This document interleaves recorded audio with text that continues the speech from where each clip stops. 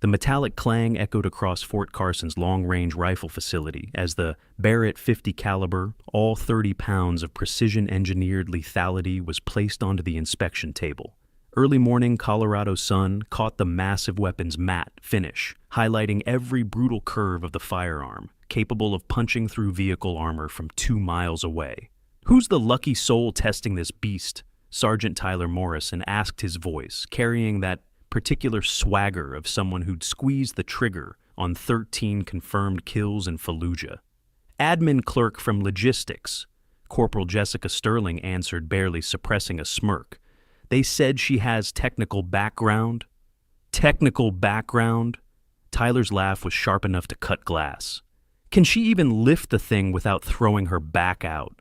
While 30 voices on the observation deck shared his amusement, a small figure emerged from the equipment building. Staff Sergeant Riley Cross stood 5'4" and weighed 118 pounds in full gear. Her uniform was regulation perfect, but conspicuously bare. No unit patches, no qualification badges, no ribbons. Just name tape and rank insignia. Her dark hair was pulled into a tight regulation, bun, face clean of makeup, and she carried a clipboard along with a canvas tool bag that had seen better days. "Morning," Riley said softly, her voice nearly lost in the mountain breeze. "I'm here to function test the new Barrett shipment." "Sweetheart," Master Sergeant John Maverick called from the tower, his 40 years of service evident in every weathered line of his face. "That weapon weighs more than you do. How about you stick to checking serial numbers and let the actual shooters handle the hardware?" Riley didn't respond. She set down her clipboard with careful precision, stepped to the Barrett, and in one fluid motion that seemed to defy physics, lifted the 30-pound rifle as though it were a standard-issue carbine. Her fingers automatically moved to the safety check. Clear the chamber check. Inspect the bore check. 5 seconds of movements performed by someone who'd done this thousands of times before. The laughter died, like someone had cut the power. But nobody recognized that in the next 20 minutes, the woman they'd just dismissed as weak would shatter every assumption they'd ever held about what real strength looked like. Corporal James Park, the unit's scope specialist, squinted from his position near the ammunition locker. Something about the way Cross handled the weapon triggered his professional instincts. The angle of her stance, the distribution of weight, the unconscious efficiency. These weren't the movements of someone who'd read the manual last night. They checked the trigger assembly. Maverick ordered his tone, making it clear he expected her to fumble. Riley's response was to field strip the Barrett with mechanical precision. Bolt carrier group firing pin extractor, each piece laid out in perfect sequence on the clean cloth she'd spread across the table. Her fingers moved without hesitation, without thought, pure muscle memory operating on autopilot. 47 seconds from complete weapon to organized parts array. Tyler Morrison exchanged glances with several others nearby. "Lucky she didn't break something," was his weak attempt to explain what they'd just witnessed, but his voice had lost some of its earlier confidence. "You ever going to ask what I actually need to test?" Riley's question was quiet, almost apologetic in tone, but it cut through the murmurs. Maverick descended from the observation tower, boots striking each metal step with unnecessary force. At 5'10" and 180 pounds, he'd spent 4 decades teaching young soldiers that shooting was about discipline, mathematics, and respect for the weapon. Women in his rifle ranges were still a relatively new development, and his body language made clear he hadn't adjusted his expectations. "Fine," he said, reaching the ground level. "You want to play shooter load 3 rounds. Engage the 600-meter target. Prove you know which end the bullet comes out of." Lieutenant Emma Rhodes, a medical officer who'd stopped by to observe the new equipment. Testing noticed something the others had missed. Cross's hands bore specific calluses, right, thumb, trigger, finger. The webbing between thumb and forefinger on both hands. Rhodes had treated enough competitive shooters to recognize the distinctive pattern of someone who spent serious time behind long-range weapons. Riley loaded the ammunition with the same unsettling efficiency. Each 50 caliber round slid home with practiced ease. She checked the magazine seating, twice a habit nobody would have unless they had experienced a feed failure under pressure. "Spotter?" Riley asked. "You get what everyone gets," Maverick replied. "Rangefinder wind meter and your own 2 eyes. If you're qualified, you won't need hand-holding." Jessica Sterling whispered loud enough for her nearby cluster to hear. $10 says she can't handle the recoil? This is going to be embarrassing. Private First Class Marcus Webb, barely 21 and fresh from basic, had his phone out. Something told him this was going to be worth documenting. His generation had learned to recognize the moment before something went viral. Riley assumed prone position behind the Barrett with textbook form. Elbows placed at perfect 90-degree angles, body aligned behind the scope, breathing already controlled and rhythmic. She didn't rush, didn't fidget, just became completely still, except for the minute adjustments as she settled into the weapon system. The first shot came 6 seconds later. The Barrett's report was like thunder, condensed into a single moment, the massive muzzle brake directing blast sideways in a wave that made everyone flinch except Cross herself. She absorbed the recoil with perfect technique, body rolling with the force rather than fighting it. Downrange, the spotter called through the radio system. Hit, center mass, 600 meters. Tyler's jaw tightened. Wind caught it lucky. Want me to repeat? Riley's voice held no challenge, no smugness, just a simple offer. Do it. Maverick ordered his professional curiosity, now overriding his skepticism. Second shot. Same setup, same controlled breathing, same absolute stillness before the trigger broke. Hit. Same point of impact. You've got 2 rounds in the same hole at 600. The observation deck had gone quiet. Sergeant Maria Vasquez, who managed the supply chain for the entire range complex, stepped closer to the railing. She'd been processing equipment requisitions for 3 months and had noticed something odd about Staff Sergeant Cross's orders: precision tools, specialized cleaning supplies, reference materials that went far beyond what a logistics clerk would need. At the time, she'd assumed it was bureaucratic error. Now, she wasn't sure. If you're already feeling that rising sense of injustice watching someone get dismissed based on appearance alone, then you know exactly why stories like this matter. Hit that like button right now if you believe real strength doesn't announce itself with loud voices and big egos. And if you want to see what happens when underestimation meets undeniable skill, subscribe and turn on notifications, because the next 20 minutes are going to completely shatter everything these soldiers think they know about the quiet woman they just mocked. Trust me, you don't want to miss the moment their confidence turns to shock. Maverick's face had shifted from dismissive to calculating. He raised his hand, signaling the range crew. Move the target array, 800 meters. This triggered another round of murmurs. 800 meters was where the Barrett started to prove its value, where wind and gravity began seriously affecting trajectory, where shooters separated themselves from amateurs. Riley stood, stretched her shoulders with the casual ease of someone completely comfortable in her body, then resumed position. This time she pulled a small notebook from her cargo pocket, worn pages filled with handwritten data that she consulted briefly before returning to the scope. Winds picked up, she said more to herself than anyone else. Call it right to left at 4 knots. Temperature is 68 degrees, humidity 32%. Specialist Dave Chen, the unit's self-appointed ballistic expert, pulled out his phone to check meteorological data. His calculation app confirmed her numbers were precise. How did an admin clerk have that kind of environmental awareness? The shot broke clean. Hit. Upper thorax, 800 meters. Tyler Morrison's earlier swagger had completely evaporated. He descended from the tower, rapidly pushing through the small crowd that had started to gather. Word was spreading through the base that something unusual was happening at the range. That's not standard performance for someone who pushes paper, he said, addressing Maverick, but loud enough for everyone to hear. I want to see credentials. This doesn't add up. Before Maverick could respond, a vehicle pulled up to the range facility, a basic sedan that carried Chief Warrant Officer Blake Hunter. At 41, Hunter had seen more combat zones than most soldiers would in 3 full careers. He'd been scheduled to observe the Barrett testing as part of a visiting equipment evaluation team, but as he stepped out of his vehicle and caught sight of the woman behind the rifle, his entire demeanor changed. His face went carefully neutral, almost too neutral, as though actively working to suppress recognition. 1,200 meters. Maverick announced, his voice now stripped of condescension and replaced with pure professional interest. If you're actually qualified for this weapon system, that distance should be manageable. Riley's response was to check her data book again, making minute adjustments to the scope's turrets, 6 clicks up, 3 clicks right. She was compensating for factors that most shooters would need a ballistic computer to calculate. Chen couldn't help himself.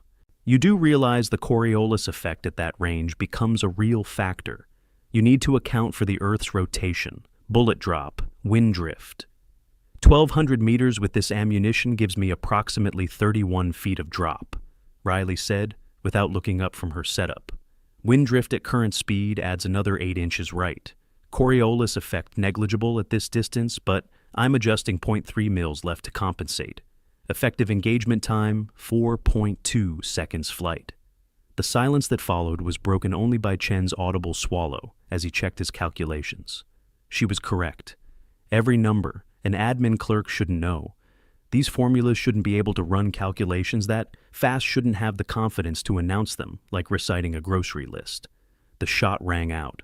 3 full seconds passed an eternity when 40 people were holding their breath. Clean hit, kill zone, 1,200 meters. The observation deck erupted in a mixture of amazement and confusion. Sergeant First Class Marcus Kane, visiting from a Delta Force rotation at nearby Fort Bragg, separated himself from the crowd and descended to ground level. His approach was different from the others, measured assessing professional. At 38, Kane had earned his reputation through actual combat operations in locations that didn't appear on official records. Impressive, Kane said, his voice carrying the flat affect of someone who chose words carefully. Though I notice your breathing pattern suggests extensive high-altitude training, most logistics personnel don't get hypoxia conditioning. It was a test Riley realized not of her shooting, but of how she'd respond to someone who actually knew what signs to look for. She met his eyes briefly before returning her attention to the weapon system. I run marathons at elevation, she said. Builds lung capacity. The lie was smooth, practiced, but Kane's slight smile indicated he didn't believe a word of it. He pulled out his phone, made a brief note, then stepped back to observe. Jessica Sterling, whose jealousy had been building with each successful shot, saw an opportunity. You know what I heard? She said to the group around her, voice carefully calibrated to carry without being overtly broadcast. There was a trainee who washed out of advanced marksmanship course last year for safety violations. Similar build, similar age. Wonder if someone's trying to rehabilitate a failed shooter by putting her in logistics where she can't hurt anyone. The Whisper campaign was classic social warfare, impossible to directly confront without seeming defensive, designed to undermine credibility through innuendo rather than evidence. Several soldiers who'd been impressed moments before now looked uncertain, poisoned by suggestion. Lieutenant Rhodes caught Sterling's eye with a look of pure disappointment, but the damage had been done. The crowd's energy had shifted subtly, suspicion mixing with curiosity. Private Amanda Foster, one of only 3 female soldiers in the rifle qualification course, watched the entire dynamic with growing anger. She'd experienced similar treatment. The assumption that women in shooting sports were either lucky or dangerous, never simply skilled. Something about Cross's absolute stillness under scrutiny resonated with her own struggles. Riley appeared not to notice the whispers, or perhaps she'd become so accustomed to them that they no longer registered. She cleared the Barrett stood and began a detailed inspection of the weapon system, checking for carbon buildup, examining the barrel for wear, testing the trigger pull weight with a specialized gauge from her tool bag. Maverick watched this professional maintenance routine with increasing confusion. Every movement was correct. Every check was standard operating procedure for precision weapons. Every tool was exactly what a trained armorer would carry. Her hands moved with the unconscious competence that came from repetition, counted in thousands, not dozens. Where exactly did you do your logistics training? He asked. Fort Lee, Virginia, Riley replied. Which was technically true. Fort Lee housed the Combined Arms Support Command. What she didn't mention was that she'd been there as an instructor, not a student. And before that, various assignments. She didn't look up from her inspection, using the work as a shield against further inquiry. Specialist Ryan Tucker, who'd been watching with the calculating interest of someone looking for entertainment, raised his voice. I've got a proposition. How about we make this interesting? The crowd turned toward him with the collective attention of soldiers who recognized the prelude to something memorable. If Staff Sergeant Cross can hit a target at 2,800 meters, he paused for effect. Then everyone here who doubted her owes a formal public apology. But if she misses, she requests immediate transfer out of this unit. Agreed. It was the kind of bet that should never happen in professional military settings, the kind that created liability and disciplinary problems. but the energy on the range had taken on a life of its own. Soldiers who'd started the morning, expecting routine equipment testing, now felt like they were watching something unprecedented unfold. Tyler Morrison, still stinging from his earlier dismissals, being proven wrong, latched onto the bet like a lifeline. 2,800 meters. With this wind, even SEALs miss that shot half the time. I'll take that bet. Several others verbally agreed, while Maverick looked torn between shutting down the improper challenge and his own burning curiosity about whether Cross could actually perform at that level. Before we get to the shot that changes everything, smash that subscribe button if you're curious where this is going. Something tells me you already suspect Riley Cross isn't just a random admin clerk, and you're absolutely right to be suspicious. The truth is far more impressive than anyone watching could possibly imagine. What nobody noticed in the charged atmosphere was Captain William Cross, Fort Carson's executive officer, arriving at the tower observation level. At 52, with silver-streaked hair and the bearing of someone who'd commanded in multiple combat theaters, he should have been the highest-ranking officer present. But he positioned himself in the back corner, face carefully neutral, observing without drawing attention. When Sergeant Vasquez glanced his way, he gave the slightest shake of his head. Not yet. Riley pulled out a small electronic device from her pocket, not standard issue for admin personnel. The rangefinder she carried used military-grade laser technology capable of calculating distance windage and even barometric pressure in milliseconds. This type of advanced ballistic computer was typically only issued to special operations units and required specialized training to operate effectively. The device interfaced with modern rifle scopes to provide real-time firing solutions, accounting for variables most shooters couldn't calculate manually under pressure. She spent 3 full minutes taking measurements, recording data in her worn notebook, making calculations that involved atmospheric density powder, temperature, and barrel harmonics. Chen watched over her shoulder, trying to follow her math, and found himself lost after the third equation. "This isn't going to work," Jessica Sterling announced, with confidence born from desperation. 2,800 meters is beyond the Barrett's effective range for precision work. She's going to embarrass herself and waste everyone's time. Hunter, who'd remained silent throughout the escalation, finally spoke. "The Barrett M107 has a maximum effective range of 2,000 meters for point targets, but that's manufacturer specs under ideal conditions. The world record for a confirmed kill with this weapon system is 3,400 meters. 28 is theoretically possible." His tone carried the weight of someone stating facts, not offering encouragement, but it shut Sterling down immediately. Riley finished her calculations and turned to face the crowd that had now swelled to over 40 personnel. Support staff, off-duty soldiers, even a few civilian contractors had gathered, drawn by radio chatter about the unprecedented shooting demonstration happening at the range. "I need a spotter," Riley said.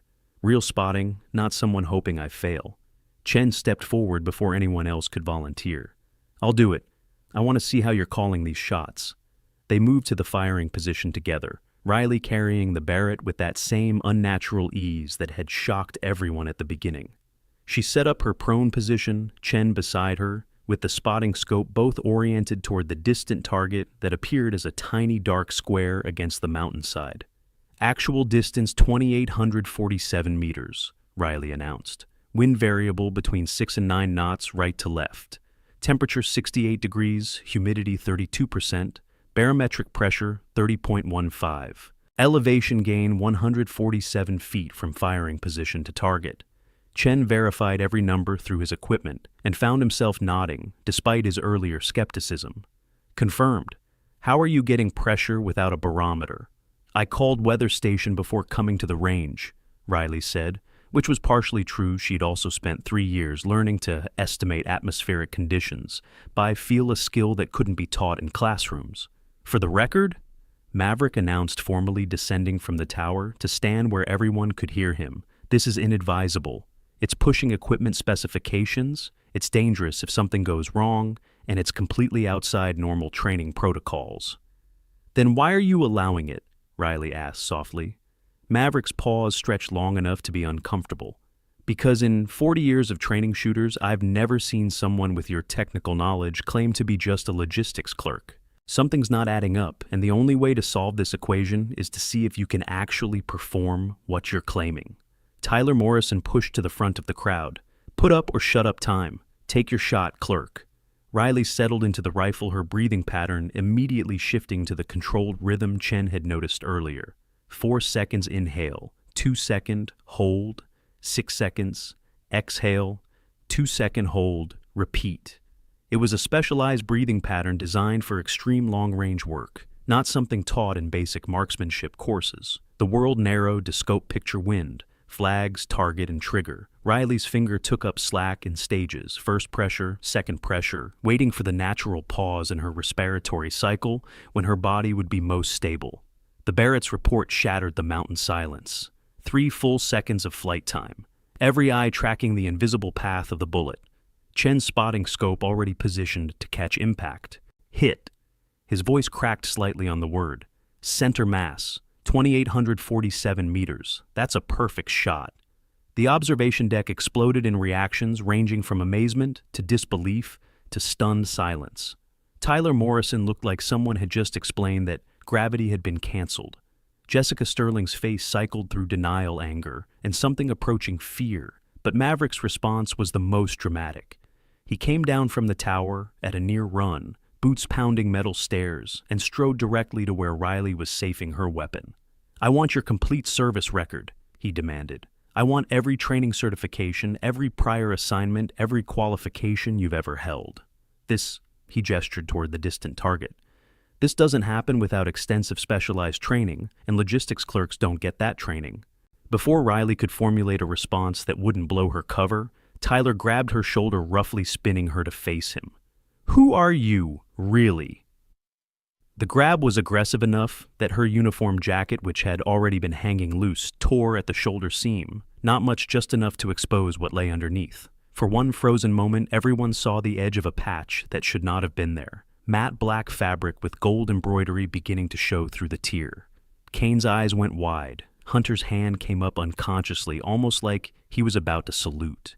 Captain Cross in the tower stood straighter, his face transitioning from carefully neutral to openly anticipatory.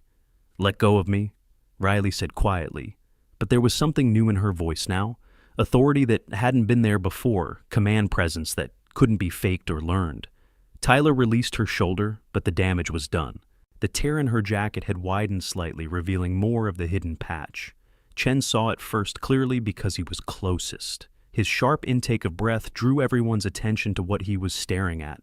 A badge that should not exist on any logistics clerk's uniform, should not exist on most soldiers' uniforms at all. The design was simple, a geometric scope reticle rendered in gold thread, surrounding letters that made the entire crowd go silent. 3,200-meter confirmed, kill.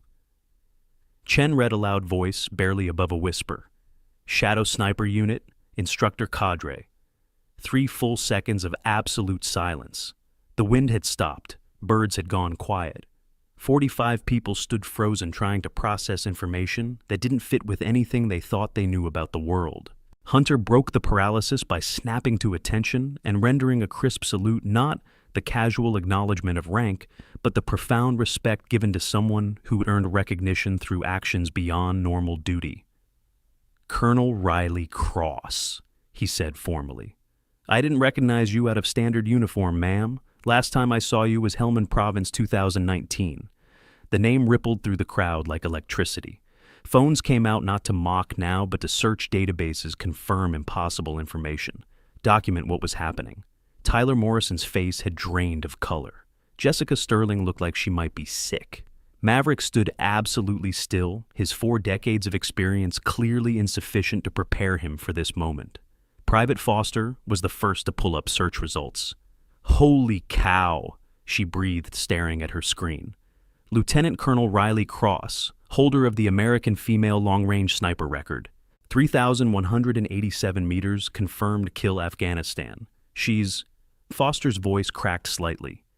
"She's trained 40 of our current active snipers. 3 of them are now instructors."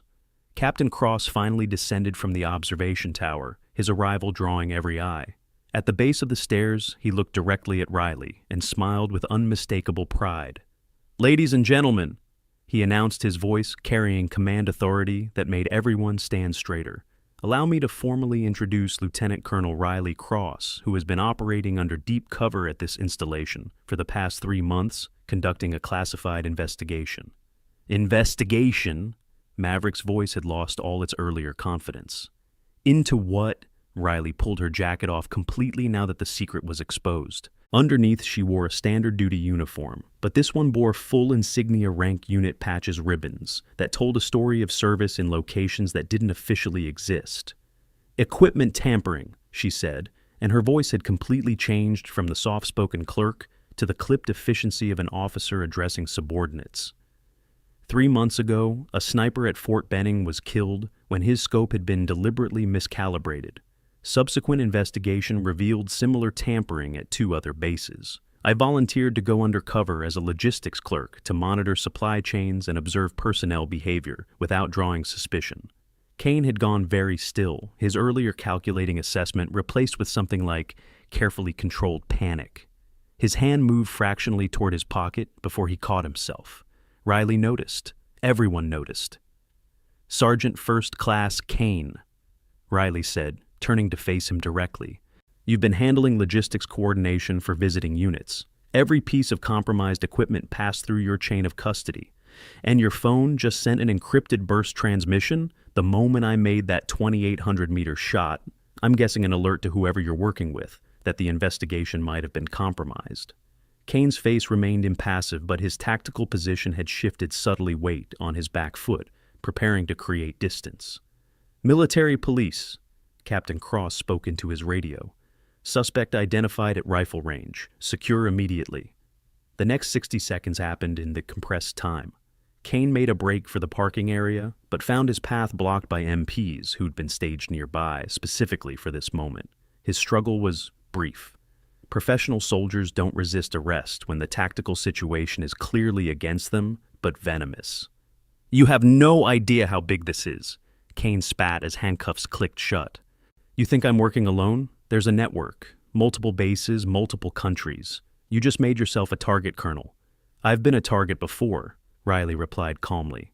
"I'm still here. Your network isn't."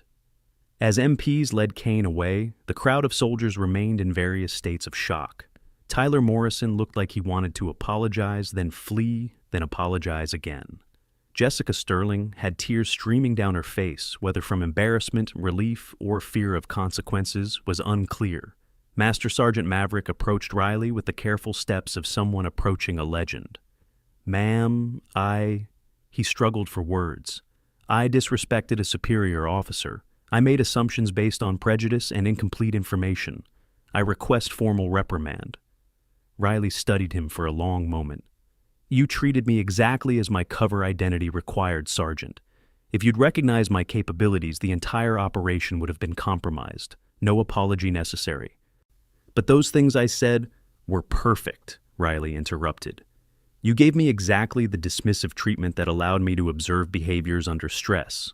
Kane got overconfident because everyone here treated me as invisible. That was the point." The crowd began to disperse slowly, soldiers moving in small clusters, voices hushed as they processed what had happened. But several approached Riley directly, and she addressed each interaction with patience that suggested she'd expected this moment. Chen stood before her notebook in hand. "Ma'am, I have 17 questions about extreme-range ballistic calculations. Could you possibly—" "After the investigation closes and I'm officially reassigned," Riley said, "I'll be conducting an advanced course. You're welcome to apply." Private Foster came next, standing almost at attention. "Colonel, I just started sniper training last month. Every instructor told me women don't have the upper body strength for sustained precision shooting, that we should focus on being better than everyone who doubts you," Riley finished. "Physical strength matters less than technique, and technique comes from practice counted in thousands of rounds. You want to know the real secret?" Foster nodded eagerly. "The men who say you can't do it are often the ones most threatened by the possibility that you can. Prove them wrong by simply showing up every day and doing the work. Eventually, their opinions become irrelevant in the face of objective performance." As afternoon shadows lengthened across the range, Riley returned to the Barrett one final time. She performed a complete maintenance procedure, carefully cleaning the weapon system that had been her partner in revelation, documenting every step with the same attention to detail she'd shown all morning. Lieutenant Rhodes approached medical bag in hand. Just to check no injuries from the recoil 40-plus rounds through a Barrett in one morning can cause soft tissue damage. "I'm fine," Riley assured her, but allowed Rhodes to perform a quick examination. "You know what gave you away to me," Rhodes said quietly. "The calluses. I've treated enough competitive shooters to recognize the pattern. Trigger, finger, thumb, the webbing between thumb and forefinger. Those marks don't come from pushing paper." "Good observation," Riley acknowledged. "You should consider tactical medicine if you're interested. Teams always need medical personnel who can read physical signs that others miss." Sergeant Vasquez waited nearby, holding a tablet with supply records. "Colonel, I took the liberty of compiling 3 months of equipment movement data, cross-referenced with personnel access logs and requisition patterns. Kane's network touched 17 different supply chains, but I found the common threads." Riley took the tablet, scanning quickly through data that must have taken hours to compile. "This is excellent work, Sergeant. You identified connections I missed. Have you considered intelligence analysis as a specialty?" "Never thought I qualified," Vasquez admitted. "You just demonstrated qualifications that most intelligence analysts spend years developing. Think about it. As sunset painted the Colorado mountains in shades of gold and purple, the range finally emptied. Only Riley remained sitting on the bench near the firing line, looking toward the distant target that had been the focal point of such dramatic events. Captain Cross approached his earlier formal command presence, replaced with something warmer. He sat beside her without speaking, two people comfortable with silence. 3 months, he finally said. 3 months of watching you be dismissed, underestimated, disrespected. How did you stand it?" Riley considered the question. "Every morning, I woke up knowing that somewhere, a sniper was using equipment that might be compromised. That someone's child, someone's parent, someone's partner might die because I couldn't maintain cover long enough to identify the source.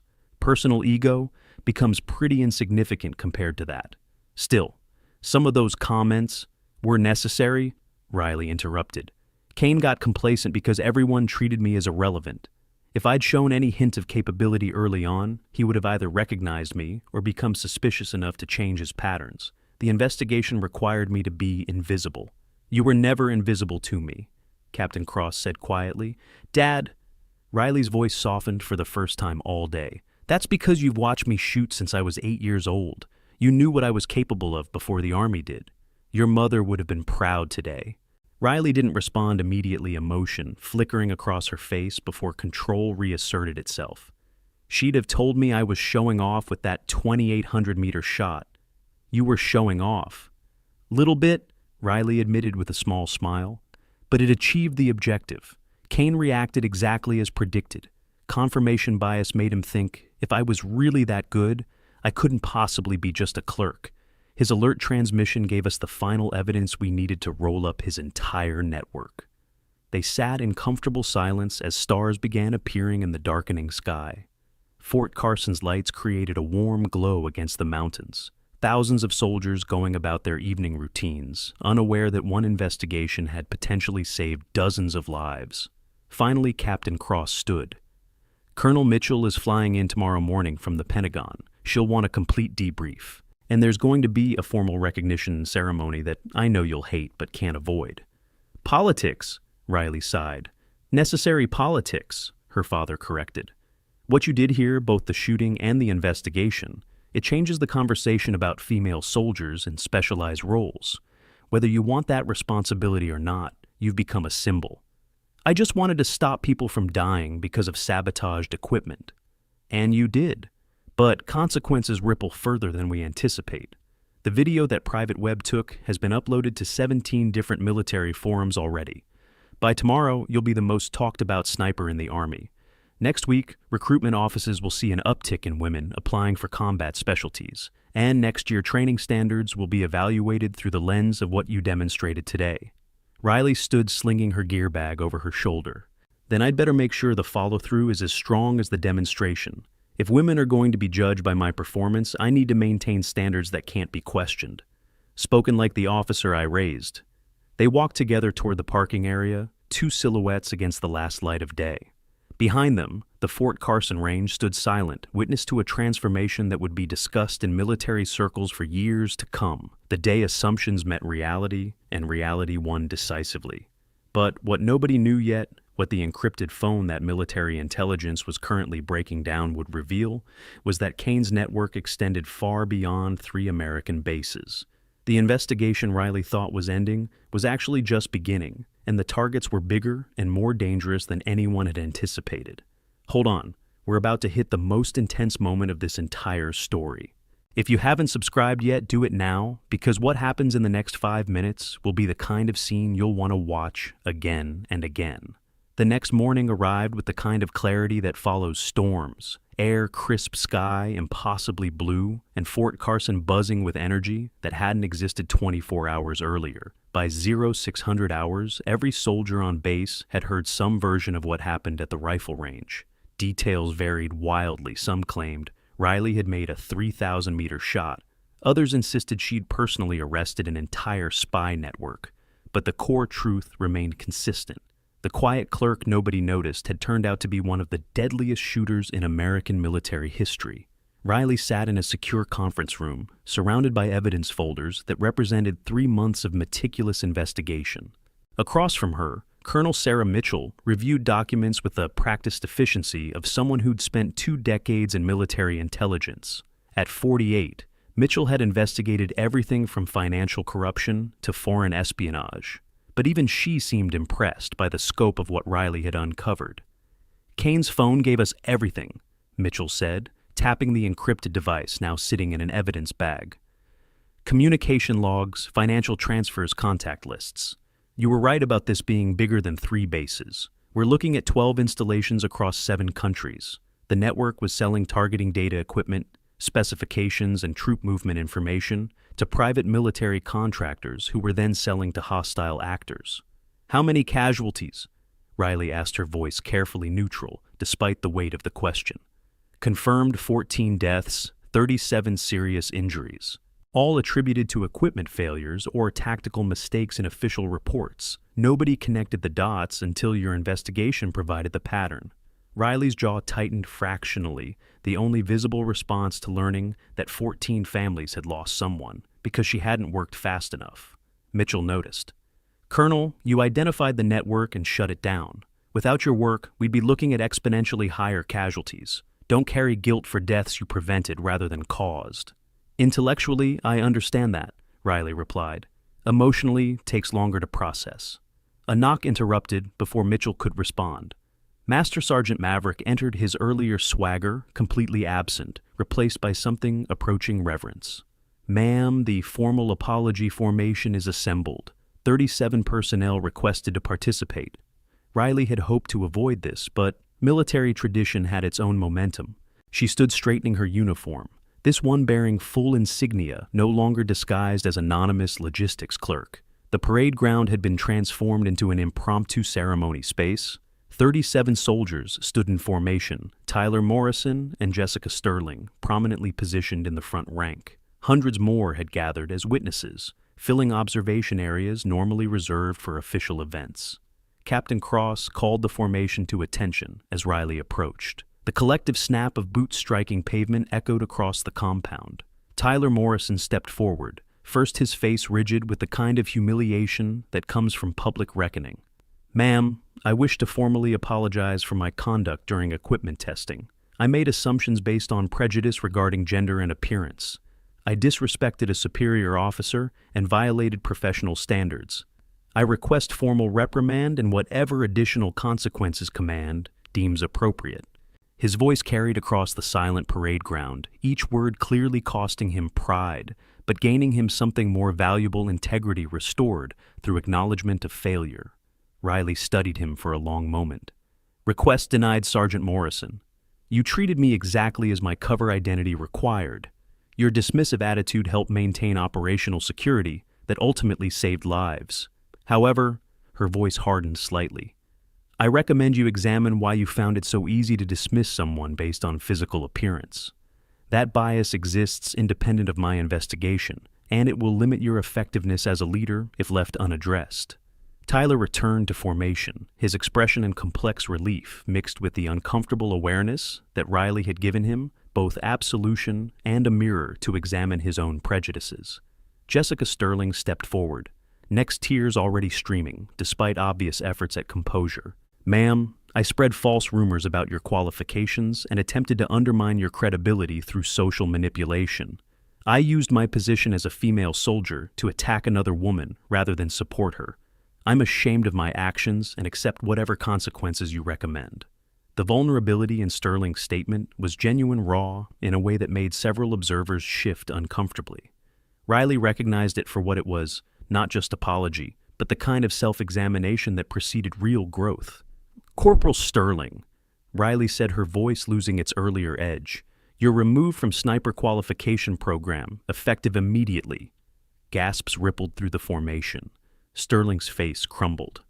"However," Riley continued, "you're reassigned to military intelligence training with Sergeant Vasquez's team. Your ability to read social dynamics and identify patterns of behavior suggests intelligence analysis might be better suited to your capabilities than long-range shooting. Whether you choose to view this as punishment or opportunity is entirely up to you." Sterling's expression cycled from devastation to confusion to tentative hope. "Ma'am, thank you." Each soldier in the formation approached individually, offering apologies that ranged from formal military protocol to deeply personal acknowledgments of failure. Riley received each one with the same measured attention, offering consequences that served justice without destroying careers. Master Sergeant Maverick was last.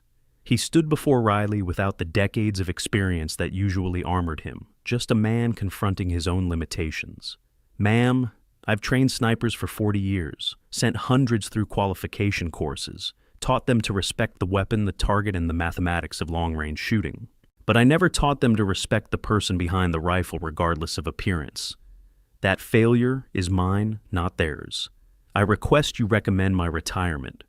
"Denied," Riley said immediately. "Master Sergeant, you're one of 3 instructors in this army who can teach advanced wind reading techniques that I still struggle with. What you're going to do instead is integrate unconscious bias training into every course you teach. Make the next generation of snipers better than we were, not just at shooting, but at recognizing capability, regardless of how it's packaged." Maverick's eyes glistened, but his voice remained steady. "Yes, ma'am. Would you, when you have time, would you show me your technique for extreme range shots? I've never seen breathing control like yours." "After this investigation closes," Riley promised, "I'm conducting an advanced course. You're welcome to attend. In fact, I'm requiring you to attend. Someone needs to help me teach breathing techniques to the next class, and you're the only instructor here qualified to assist." The formation concluded with a traditional ceremony that Riley had tried to avoid, but couldn't escape presentation of a custom-engraved Barrett rifle, assembled by the Range Armory staff over the course of a single night. The weapon bore the inscription, "From the students you didn't know you were teaching. Fort Carson, April 2025. As soldiers dispersed, Private Foster approached with the nervous energy of someone about to ask something important. "Ma'am, I know you're busy with investigation stuff, but could I ask your advice about something?" Riley gestured toward a quieter corner of the parade ground, giving Foster her full attention, despite the 17 other demands competing for her time. "I got into sniper training program," Foster began, "but my instructor keeps telling me I should focus on shorter range precision shooting because women don't have the upper body strength for sustained long-range work. He's not being mean about it. He genuinely thinks he's helping. But after watching you yesterday..." "You're wondering if he's wrong," Riley finished. "Yes, ma'am." Riley considered her response carefully.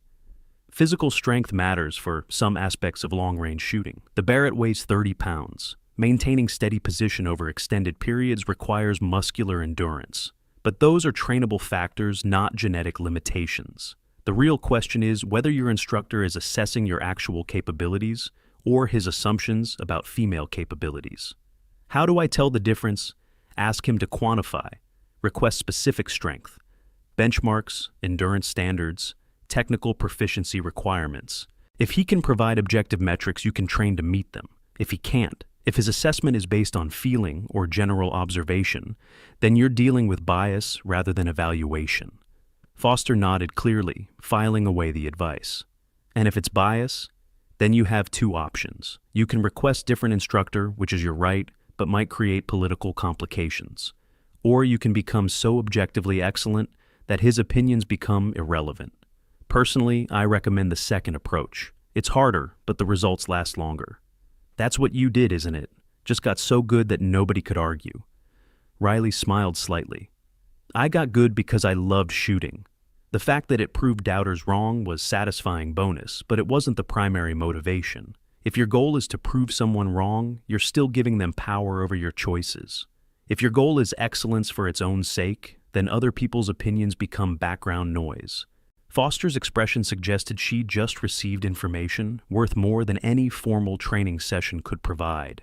She saluted with parade ground precision and departed already moving with more confidence than when she'd arrived. The afternoon brought unexpected visitors. A documentary film crew from Military Channel had requested and somehow rapidly received approval for limited access to film Riley's next training session. The producer, a veteran herself who understood military culture, approached with respectful directness. Colonel Cross, we'd like to document your training methodology for an educational series on unconventional pathways in military service. Focus would be on teaching techniques, not personal story. Would you be willing to participate? Riley's instinct was to refuse publicity had never been her objective, but Captain Cross's earlier words echoed in her mind. Whether she wanted it or not, her actions had consequences beyond the immediate investigation. If proper documentation could help change training standards or recruitment patterns, wasn't that worth personal discomfort? Limited access, Riley stipulated. No filming of classified techniques or discussions. Editorial approval of final content before broadcast. And any soldier who appears on camera must volunteer specifically for that purpose, no coerced participation. Agreed. The producer said immediately, clearly anticipating such conditions. We'll work with your legal team on exact parameters. As evening approached, Riley found herself back at the rifle range not for official business, but because the space had become unexpectedly meaningful over 3 months of maintaining cover identity. She walked the firing line alone, remembering dozens of interactions where she'd absorbed dismissive comments, deflected questions, and carefully calibrated her responses to maintain invisibility. Master Sergeant Maverick had leveraged his extensive experience to negotiate better insurance coverage for training facilities after an equipment malfunction incident 3 years prior. The comprehensive military training insurance policy he'd secured protected both personnel and government assets against accidents during live-fire exercises. Coverage included everything from ammunition replacement costs to medical evacuation expenses, ensuring high-risk training could continue without exposing commanding officers to financial liability. The policy had become standard across multiple bases, demonstrating how one leader's foresight could create systemic improvements. Lieutenant Rhodes appeared medical bag in hand, as always. Figured I'd find you here. Thought you might want company or privacy if you prefer. Company works, Riley admitted. 3 months of enforced isolation makes me appreciate conversation with people who know who I actually am. They sat on the bench overlooking the range, two professionals comfortable with silence, broken by occasional observation. Can I ask something personal?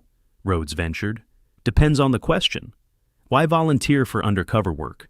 With your qualifications, you could have any assignment you wanted. Training command, special operations, liaison, Pentagon planning. Instead, you chose to spend 3 months being treated like you were incompetent. What motivated that choice? Riley was quiet for long enough that Rhodes began to worry she'd overstepped. Finally, she answered. 5 months ago, I received a letter, handwritten from the mother of a sniper who died when his scope failed during combat operations. She wrote that she'd been told it was equipment malfunction, bad luck, wrong place, wrong time. But she'd been his mother for 23 years, and she knew when official explanations didn't match reality. She asked if I could look into it, not for justice or revenge, just to know the truth. And you found the truth, Rhodes said softly. I found that her son died because someone deliberately tampered with his equipment for profit, that 14 other soldiers died for the same reason, that dozens more were injured, and that the network doing this was operating with impunity because nobody was looking at patterns across multiple bases. Riley's voice remained controlled, but intensity radiated beneath surface calm. So, yes, I chose 3 months of being underestimated rather than let that continue. You could have just reported your suspicions to military intelligence. I did. They investigated and found insufficient evidence to proceed. The network was too careful, too compartmentalized. The only way to identify the source was to become invisible and watch behaviors when people thought nobody was paying attention. Kane never would have made that transmission if he'd known I was actually investigating. Arrogance makes people careless. Rhodes nodded slowly. The mother who wrote you, does she know now? I called her this morning, told her that her son died serving honorably, that the people responsible for equipment failure have been identified, and that we're implementing new protocols to prevent similar deaths. She cried. Then she thanked me. Then she asked if I'd be willing to speak at a memorial ceremony they're planning. Will you? Yes, it's the least I can do. They sat watching sunset paint the mountains in spectacular colors, 2 people processing the emotional weight of military service, the victories that came with casualties, the successes that couldn't erase earlier failures, the constant tension between duty and cost. If this story got your adrenaline pumping, wait until you see our next video about the female combat medic who walked into a forward operating base, and nobody realized she'd saved 30 lives in a single night. The following week brought institutional changes that rippled through Fort Carson and beyond. Colonel Mitchell's investigation had identified 12 compromised bases, and each one implemented Riley's recommended security protocols. Equipment tracking systems were overhauled, supply chain verification became standard procedure, and new position requirements ensured no single person had unchecked access to sensitive materials. But the human consequences were equally significant. Tyler Morrison requalified on the rifle range with scores 40% higher than his previous best. When asked about the improvement, he credited Riley's example with forcing him to examine assumptions he'd been carrying for years. I realized I'd been approaching shooting like a strength competition rather than a precision discipline, he explained to his new students. Colonel Cross taught me that efficiency matters more than force, changed my entire philosophy. Jessica Sterling completed her intelligence training with Sergeant Vasquez and discovered she had genuine talent for pattern recognition and behavioral analysis. 3 months after her reassignment, she identified a procurement fraud scheme that had been operating undetected for 2 years. Her report earned formal commendation and proved Riley's assessment had been correct. Sterling's capabilities were real, just misapplied. Master Sergeant Maverick revolutionized his training curriculum, integrating unconscious bias awareness into every course. His students began noticing their own assumptions and questioning reflexive judgments. Within 6 months, qualification scores improved across all demographics as students focused on technique rather than preconceptions about who looked like a sniper. Specialist Chen became Riley's protege, studying ballistic calculations with intensity that bordered on obsession. His mathematical models eventually contributed to updated firing tables that improved accuracy across multiple weapon systems. When asked about his breakthrough, Chen credited Riley's willingness to teach rather than simply demonstrate. She showed me that expertise means helping others grow, not just proving you're better than them. Private Foster not only qualified as a sniper, but set the female course record at Fort Carson. Her success inspired 17 other women to apply for the program over the following year, creating a cohort that collectively shattered assumptions about gender limitations in precision shooting. The broader Army took notice. Training standards were evaluated through new lens, not whether women could meet standards designed for men, but whether standards themselves accurately reflected requirements for mission success. Riley's demonstration that a 118-pound woman could outshoot larger male competitors raised uncomfortable questions about assumptions built into qualification requirements. Recruitment offices reported significant upticks in women applying for combat specialties, with many citing Riley's story as inspiration. The Fort Carson incident became case study in military academies analyzed for lessons about leadership bias and the danger of assumptions. But perhaps the most significant consequence was cultural. The story that spread through military social media, verified by official channels rather than speculation, changed conversations in barracks, training facilities, and deployment zones. Soldiers who'd never questioned gender integration suddenly had concrete example of capability that couldn't be dismissed. Those who remained skeptical found their arguments harder to articulate when faced with objective performance data. 6 weeks after the rifle range incident, Fort Carson hosted a formal recognition ceremony. Riley had tried to decline, arguing that she'd simply done her job, but military tradition demanded acknowledgement of exceptional service. The ceremony was carefully calibrated, significant enough to honor her achievements, but not so elaborate as to create political complications. General Thompson flew in from Pentagon specifically for the event. At 56 with gray hair and the bearing of someone who'd commanded in every major conflict of the past 3 decades, Thompson represented the highest levels of military leadership. His presence signaled official endorsement of Riley's actions. The ceremony itself was remarkably brief military efficiency applied to celebration. General Thompson read citations that carefully avoided classified details, but made clear the scope of Riley's investigation and its results. He presented her with formal commendation, then surprised everyone by also presenting the Quiet Professional Award, a new recognition Riley herself had proposed for soldiers who excelled without seeking attention. Colonel Cross exemplifies the principle that real warriors don't advertise, Thompson said, addressing the assembled personnel. They simply show up and do impossible things when it matters most. This award recognizes soldiers who serve in the shadows, who value mission success over personal recognition, who understand that the most important victories often happen beyond public view. Riley accepted the recognition with the same quiet dignity she'd maintained throughout, offering brief remarks that focused on teamwork rather than individual achievement. This investigation succeeded because hundreds of people did their jobs with integrity, she said. Every soldier who followed proper protocols, every clerk who flagged unusual requisitions, every commander who took security concerns seriously, they're all part of this outcome. I just happened to be the one who connected the patterns. After the ceremony, Captain Cross found Riley in a quiet corner, both of them avoiding the reception where soldiers wanted to congratulate the new hero. Father and daughter stood comfortable in silence, watching the sun set over mountains that had witnessed so much drama in recent weeks. "You did well," he said finally. "Not just the investigation that was impressive, but expected given your capabilities. I mean, the aftermath. The way you've handled publicity meant toward younger soldiers turned this into something bigger than just catching saboteurs." "Feels strange," Riley admitted. "I trained to be invisible. Now everyone wants me to be visible." "You can be both. Visible when it serves the mission, invisible when operations require. That's always been the Shadow Sniper philosophy, be what the situation demands." "Pentagon wants me for training development position," Riley said, changing subject to something that had been weighing on her mind. "Redesigning sniper qualification standards, integrating advanced techniques into mainstream courses. It's important work. Would help thousands of future shooters. But," her father heard the hesitation, "but Kane's network extends further than 12 bases. Military intelligence found connections to private contractors in 7 countries, financial transfers suggesting ongoing operations we haven't identified yet. There's more work to do, more investigations needed. And you want to stay operational rather than take the desk job."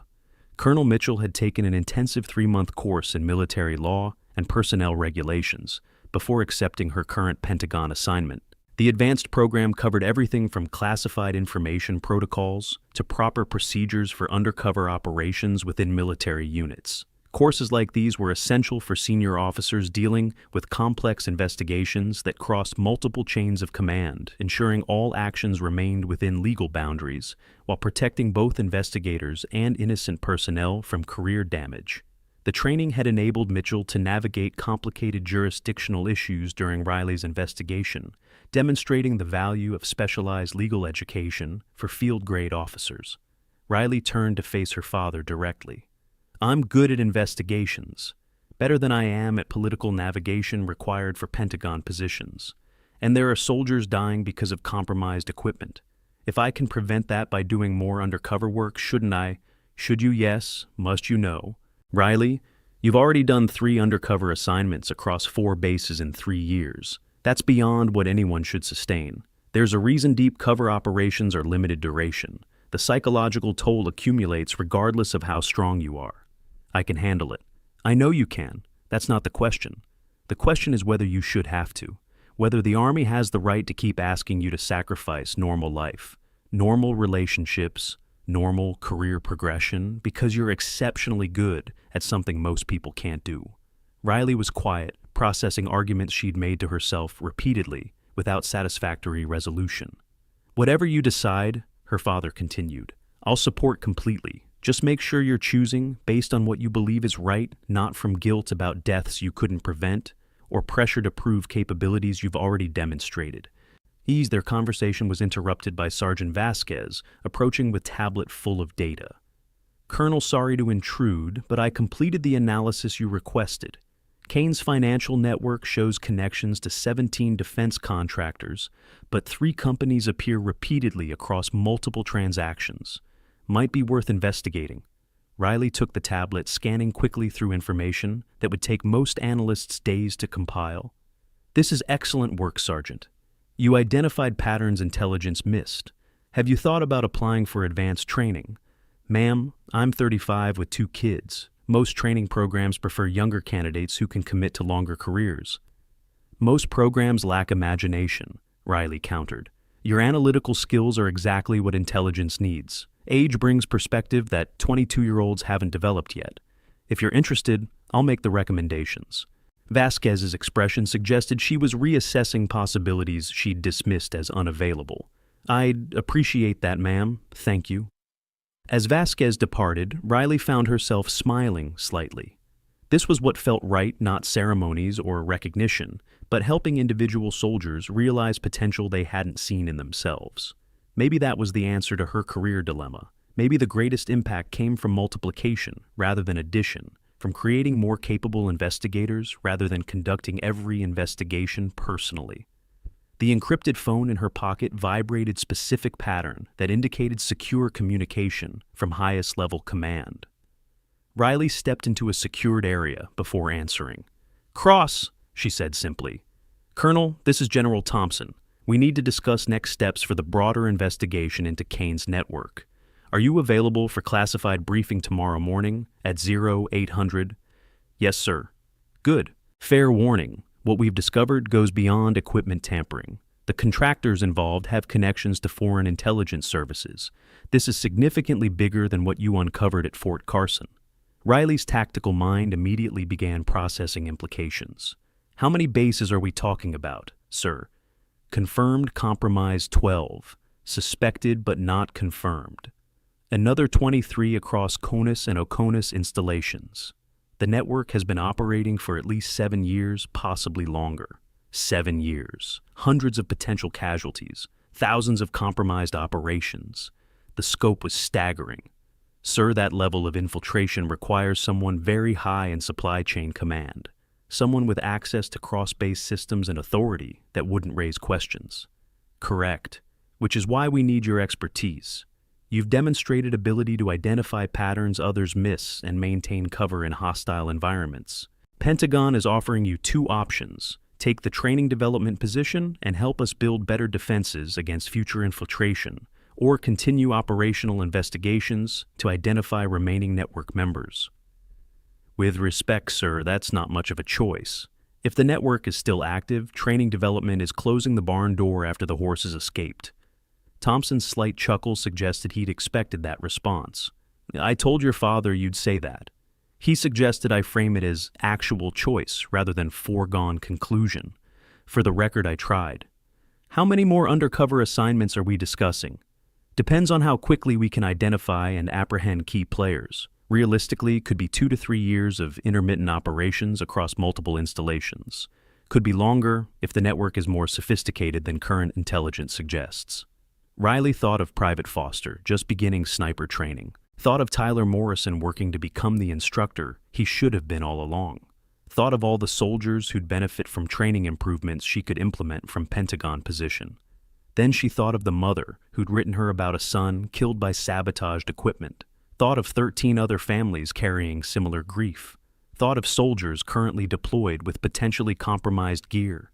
"Sir, I'll need operational parameters, cover identity options, and intelligence briefing unknown network members. When can we start?" "Tomorrow 0800 hours. Colonel Cross." Are you certain this is volunteering for extended period of isolation, professional stagnation, and significant personal sacrifice? I'm certain, sir. Those families deserve answers. Active duty soldiers deserve equipment they can trust. If I can help provide that, the personal cost is acceptable. After the call ended, Riley remained in the secured area, processing what she'd committed to.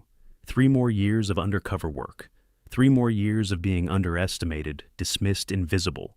3 more years of sacrificing normal military career progression for investigations most people would never know about. But also 3 more years of preventing deaths like the one that had started this entire journey. 3 more years of identifying and stopping people who profited from betraying soldiers who trusted their equipment.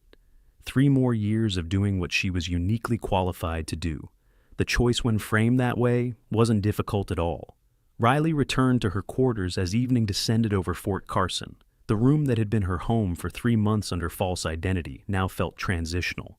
She'd be leaving soon for next assignment, next cover, identity, next mission that officially didn't exist. Her encrypted phone vibrated again. This time, unknown caller number, not in her contact database. "Cross," she answered immediately, alert. "Colonel Cross," female voice, older with slight southern accent. "This is Margaret Owens. You called me last week about my son, Corporal Daniel Owens," the mother who'd written the initial letter. Riley's grip tightened fractionally on the phone. "Yes, ma'am, I remember. I wanted to thank you properly, not just over the phone. The memorial ceremony for Daniel is next month. I know you're probably very busy, but would you be willing to speak? The other families, they'd want to hear from someone who actually did something to find answers." Riley closed her eyes briefly. Public speaking at memorial ceremonies hadn't been part of her career plan, but some obligations transcended comfort zones. "Yes, ma'am, I'd be honored to speak at the ceremony." "Thank you?" Margaret's voice cracked slightly. "Daniel always said the military was full of people who looked out for each other. You proved he was right." After Margaret hung up, Riley sat on her bunk, staring at the phone that connected her to missions past and future. The weight of responsibility settled across her shoulders, not burdensome exactly, but present. Constant reminder of why the work mattered. A knock at her door proved to be Lieutenant Rhodes carrying 2 cups of coffee and permission to intrude. "Saw your light on. Figured you might want company after big decision." "How did you know I made a decision?" "Military intelligence visited base hospital this afternoon, requesting updated medical files for extended operations clearance. They specifically requested your records. Doesn't take genius to connect implications." Riley accepted the coffee gratefully. "Pentagon offered me training development position. I chose operational investigations instead. Because you're convinced you can prevent more deaths that way. Because 14 families deserve answers, and active duty soldiers deserve equipment they can trust." Rhodes sat on the desk chair, studying Riley with medical professionals' assessing gaze. "Can I offer unsolicited observation?" "Depends on the observation. You're exceptionally good at your job, possibly the best investigator the Army has. But excellence doesn't create obligation to sacrifice everything for the mission. At some point, taking care of yourself becomes necessary for continued effectiveness." "I appreciate the concern," Riley said carefully, "but I'm aware of my limitations." "Are you? Because from medical perspective, you just volunteered for extended period of psychological isolation and professional stagnation. That creates cumulative stress that won't be immediately apparent, but will eventually compromise both performance and well-being. You think I'm making a mistake. I think you're making the choice that feels morally correct in the moment without fully calculating long-term cost, which is both admirable and concerning." Rhodes softened her tone. "Just promise me you'll maintain regular contact with mental health services, not perfunctory check-ins, actual honest engagement with counseling resources." Riley nodded slowly. "That's fair request, I promise." They sat in comfortable silence, 2 professionals who'd formed unexpected friendship through shared experience of watching assumptions shatter and truth emerge. "For what it's worth," Rhodes said, eventually, "I think you're probably right that you can prevent more casualties through investigations than training development. Just wish there was someone else equally qualified, so you didn't have to carry entire burden alone." "Maybe that's what I'm building," Riley suggested. Every soldier I mentor, every investigator, I train every analyst like Vasquez who discovers hidden capabilities. Maybe that's creating the network of people who can share the load. Playing the long game. Only game worth playing. The following morning brought final briefing with Colonel Mitchell before Riley's departure for next assignment. They met in secure conference room, surrounded by evidence that would never appear in public records, but would fundamentally reshape how military handled supply chain security. Kane's confession provided roadmap to entire network. Mitchell explained displaying organizational chart on secure screen. 3 primary contractors serving as hubs, 17 subsidiary companies providing cover for transfers, and at least 40 individual operatives across multiple bases. Some knowingly participating, others manipulated through intermediaries. Where do we start? Fort Bragg, largest base, most complex supply chain, and according to Kane's records, the original test site for the network's operations. If we can identify the source at Bragg, we can potentially roll up entire organization. Riley studied the data with professional focus. Timeline. You'll integrate undercover identity as supply chain analyst, civilian contractor, rather than military to explain lack of unit affiliation. Estimated duration, 6 to 9 months, depending on how quickly we can gather evidence for prosecution. Your father won't be able to provide support this time. No family connections that might compromise cover. Understood. What's my legend? Mitchell slid across a folder containing complete fabricated identity work, history, educational background, personal details that had been carefully constructed to withstand investigation. Riley opened it, scanning information that would become her temporary reality. It's Sarah Chen, logistics consultant specializing in efficiency optimization. MBA from Georgia Tech, 10 years civilian sector experience, recently hired by Army Contracting Service. No military background, no connection to Fort Carson. No reason for anyone to recognize you as Colonel Cross. Riley nodded, already beginning the mental transition from her actual identity to cover persona. This was the part of undercover work most people didn't understand, the necessity of becoming someone else so completely that even reflexive responses matched false biography rather than truth. Departure timeline.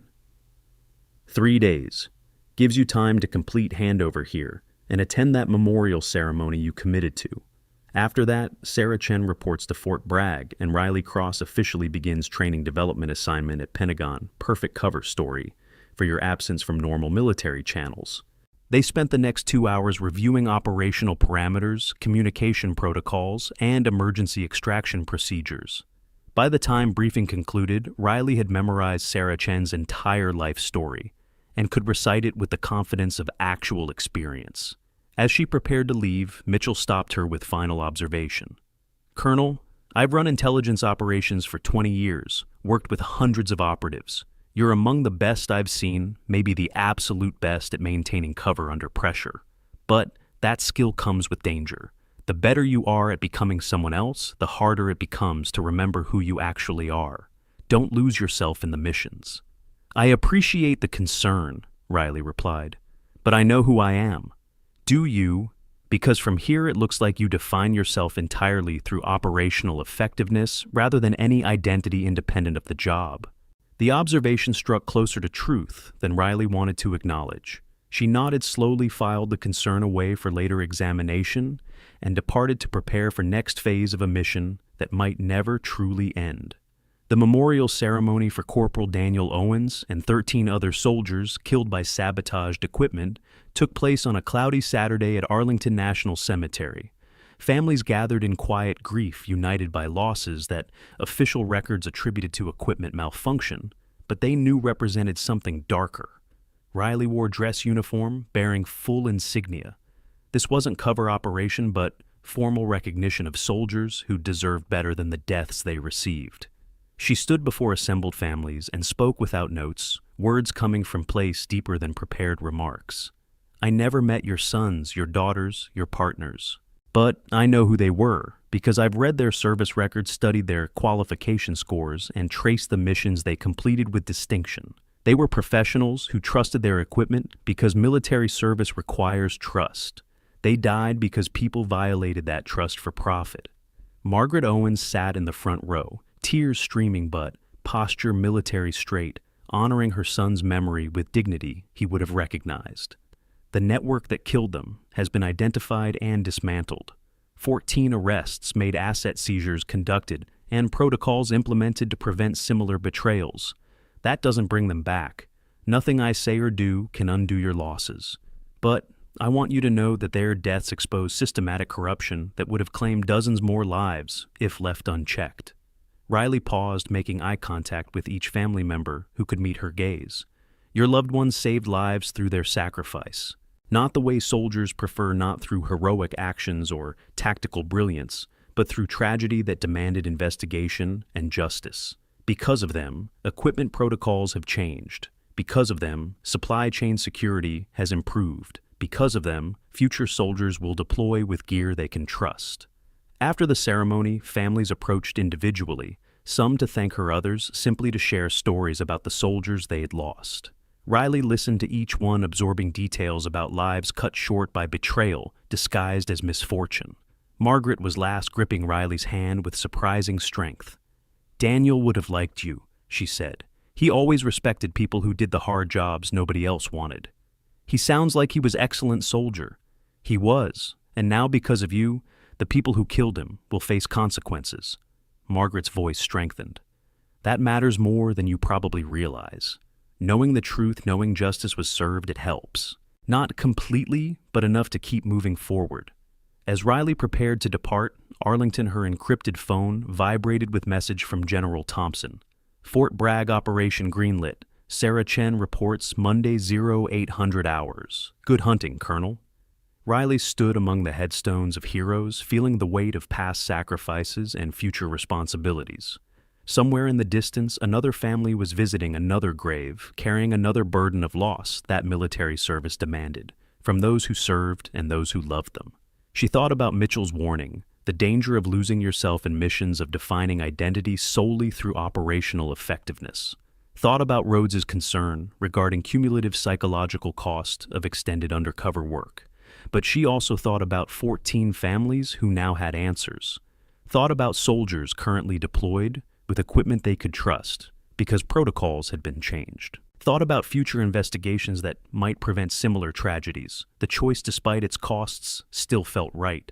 Riley turned toward the exit shoulders, squared, already transitioning mentally into Sarah Chen, civilian contractor, with no military background, no connection to investigations, no reason to draw attention. Just another analyst in a system full of analysts, invisible by design, watching for patterns that others missed.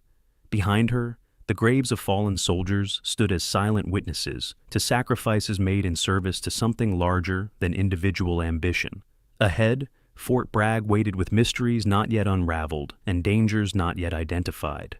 The work continued, the mission evolved, and Riley Cross became Sarah Chen, ready to disappear again into the shadows where the most important battles were fought by those who would never receive recognition. Some warriors announced themselves with medals and ceremonies. Others operated in silence, content to measure success by lives saved rather than credit received. Riley had always known which kind she was. Now she just had to make sure the cost of that knowledge didn't consume everything else in the process.